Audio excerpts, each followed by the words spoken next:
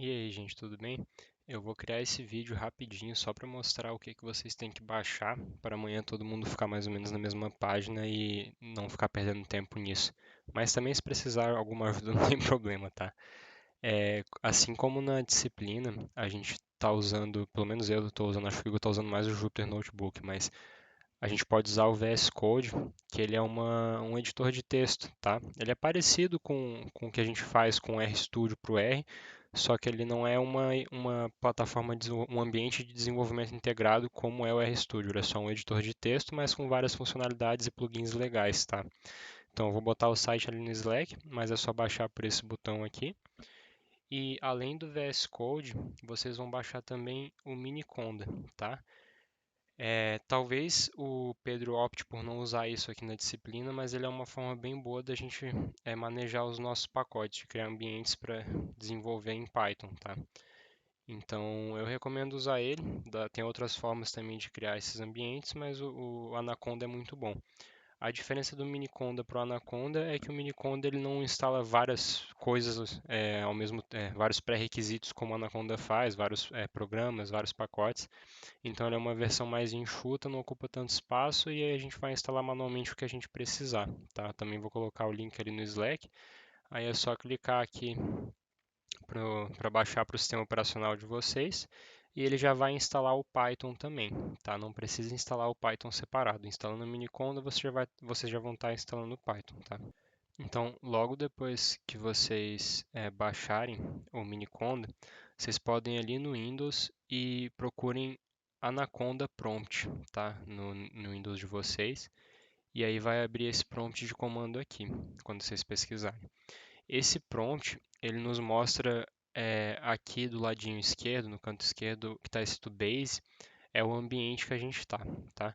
Esses ambientes do Anaconda, eles são como se o Anaconda ele reservasse um espaço do seu computador para organizar todas as ferramentas que você vai precisar para programar. Então, os pacotes ficam lá, tem várias coisas que ele armazena ali para um determinado projeto. Então, a ideia é você criar um ambiente novo sempre que você for começar um novo projeto, porque aí todos os pacotes que forem instalados, as bibliotecas, elas vão estar naquela versão e sempre que você precisar mexer naquele projeto específico, não vai ter problema da versão estar desatualizada, estar diferente, porque é ele que vai organizar tudo isso, tá? Esse ambiente. Então, esses pacotes que você instala dentro de um ambiente, as bibliotecas, elas só vão poder ser utilizadas dentro desse ambiente. Se você for para um outro ambiente de desenvolvimento, você vai precisar instalar de novo os pacotes, tá? Então é importante saber isso. Então, quando vocês estiverem aqui no prompt, para criar um novo ambiente, vocês vão digitar conda create "-n" e o nome do ambiente, que nesse caso eu vou colocar ml_psych, tá? Sempre que vocês forem executar um comando do Anaconda, vocês vão colocar esse conda antes do comando, tá? Se vocês derem Enter, ele vai criar esse novo ambiente. Pronto. Aí eu digitei Y só para ele continuar. Então, para você entrar nesse ambiente, vocês vão digitar conda activate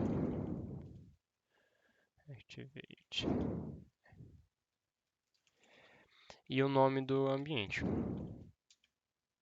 E agora vocês podem ver que aqui no esquerdo, em vez de estar escrito base, está escrito mlpsych. E agora que a gente está dentro desse ambiente, se a gente instalar algum pacote, vai ficar armazenado nesse ambiente, não no pacote, no ambiente base, tá? Eu vou fechar agora aqui o prompt e vou mudar de novo, vou mudar para o VS Code para a gente dar uma olhadinha aqui que a gente vai fazer lá, tá? Então, no VS Code, vocês vão abrir, vai estar um pouquinho diferente por conta do tema, mas a primeira coisa que vocês vão fazer é vir aqui em extensões, tá? Baixar a extensão do Python, que está aqui, essa primeira, é só clicar em instalar, no meu computador já está instalado, e também baixar a extensão do Jupyter, tá?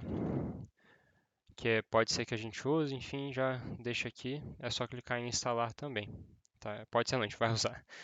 E depois que vocês instalarem, terminar de instalar, talvez ele peça para reiniciar. Aí vocês vão criar um novo arquivo, tá? Vem aqui em novo arquivo. Vocês vão escolher aqui o arquivo do tipo Jupyter Notebook, só para mostrar como é que funciona. Tá, então aqui a gente criou o nosso novo arquivo do formato IPyNB, que é o formato do Jupyter Notebook, né?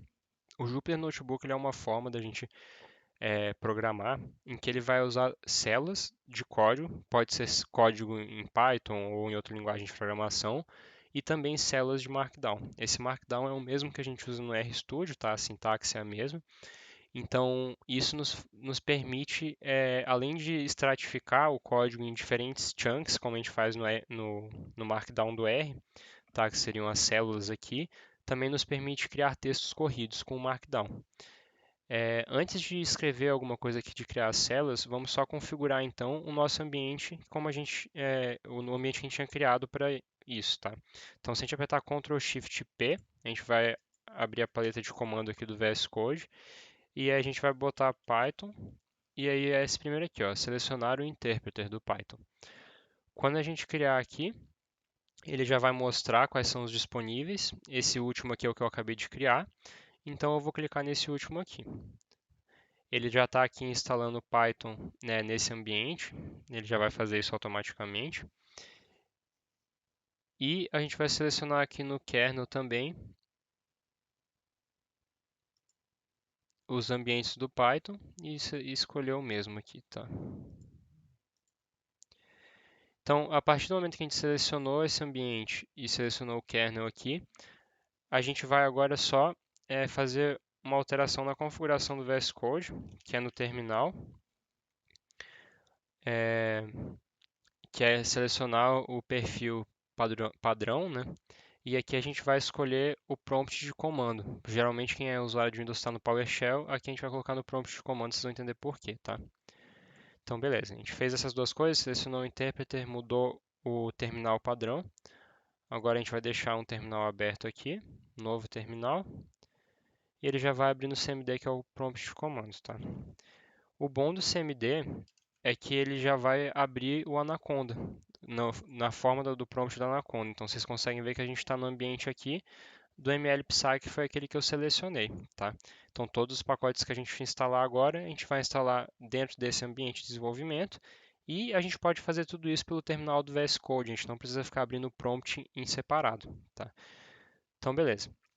Voltando aqui para o notebook, né, esse tipo de arquivo aqui, eu vou só criar uma célula Markdown para a gente dar uma olhada. Se eu botar aqui um título, por exemplo, sei lá, título, e eu der Ctrl Enter, ele vai rodar, renderizar o Markdown, e aí vai aparecer aqui na forma de texto corrido mesmo. Como eu botei um hashtag, esse aqui é um header, né, um título.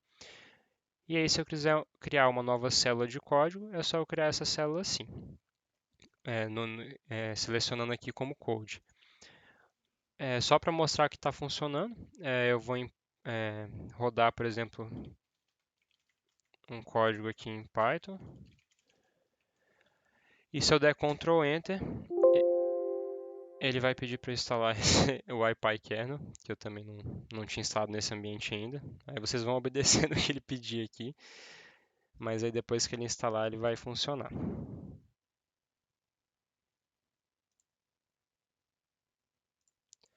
Pronto, agora que ele terminou de instalar aquele IPyKernel, ele está funcionando. Então eu posso rodar a célula tanto assim, clicando nesse triângulozinho aqui à esquerda, quanto dando Ctrl Enter, tá? Se eu der um Shift Enter, ele já vai rodar a célula e criar uma célula nova abaixo, tá? Do mesmo tipo da de cima. Mas é isso. Então, vamos supor que a gente queira instalar as novas bibliotecas, né, que a gente vai usar. Então, eu recomendo que vocês já instalem algumas, tá? O Pandas, é, NumPy, a gente vai usar também, o Matplotlib e o Seaborn, que são as duas que a gente vai mexer mais amanhã, tá? Então essas quatro eu recomendo que vocês já instalem para amanhã, para ficar todo mundo com tudo certinho. E aí para instalar novas bibliotecas a gente vai usar o Anaconda. Então eu venho aqui embaixo no terminal, eu digito conda, install e o nome da biblioteca. Se eu botar NumPy, ele vai instalar o NumPy daí. Aí vocês façam esse conda install para todas essas quatro bibliotecas e aí depois aperta Y, ele vai instalando certinho, e aí depois eu vou mostrar como é que a gente usa as bibliotecas. Agora que ele instalou o NumPy, né, para a gente importar essa biblioteca, eu vou usar o import, no R seria o library, né, e o nome do pacote, aqui a gente vai usar import. o nome da biblioteca. E aí no Python é comum a gente usar alguns apelidos para a biblioteca, algumas siglas para ficar mais fácil de utilizar as funções e os métodos dessas bibliotecas depois. Então aqui a gente vai importar o NumPy como NP. E aí sempre que a gente for se referir a um NumPy, a gente só precisa digitar NP, tá? Quando eu aperto Ctrl Enter, ele importou, quer dizer que funcionou. Vamos criar uma nova célula só para mostrar para vocês. Então, por exemplo, eu vou criar aqui um vetor, né? NP eu estou me referindo que eu estou usando um método do NumPy. Arrange é uma função que vai criar um vetor de 5 números, um array na verdade, né? De 5 números de 0 até 4, tá? Então é mais ou menos isso, gente. Amanhã, se precisar, a gente fala mais um pouquinho em específico do Python, mas isso aqui é só para estar funcionando para vocês, para a gente não ter problemas amanhã, tá? Abraço.